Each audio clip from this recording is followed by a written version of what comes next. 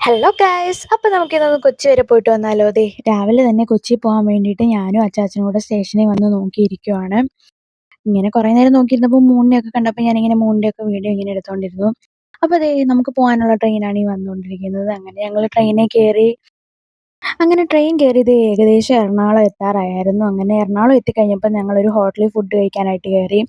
അപ്പം മസാല ദോശയായിരുന്നു ഞാൻ ഓർഡർ ചെയ്തിരുന്നത്. അച്ചാച്ചൻ പൂരിയുമായിരുന്നു. മസാല ദോശ ഒരു രക്ഷയില്ലാത്ത ടേസ്റ്റായിരുന്നു ഗൈസ്. നല്ല ടേസ്റ്റായിരുന്നു. അതിൻ്റെ കൂടെയുള്ള ചമ്മന്തിയൊക്കെ ഭയങ്കര ടേസ്റ്റായിരുന്നു.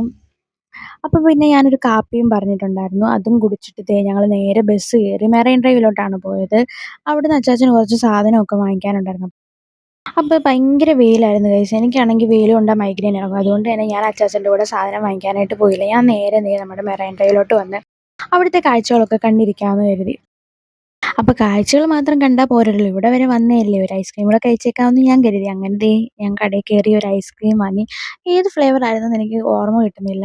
അങ്ങനെ ദേ ഐസ്ക്രീം വാങ്ങി അവിടെ ചെന്ന് ഇരിക്കാമെന്ന് നോക്കിയപ്പോൾ അവിടെ മൊത്തം കാക്കയും അപ്പിയിട്ട് വെച്ചേക്കുവായിരുന്നു ഗൈസ്.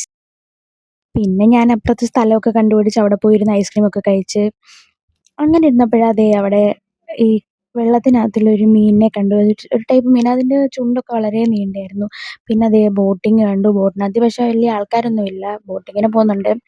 പിന്നെ ഞാനവിടെ കാലും കൈയൊക്കെ ആട്ടി ഇങ്ങനെ കുറേ നേരം വായി നോക്കിയിരുന്നപ്പോൾ ദേ ഒരു ഹെലികോപ്റ്റർ പോകുന്നത് കണ്ടു.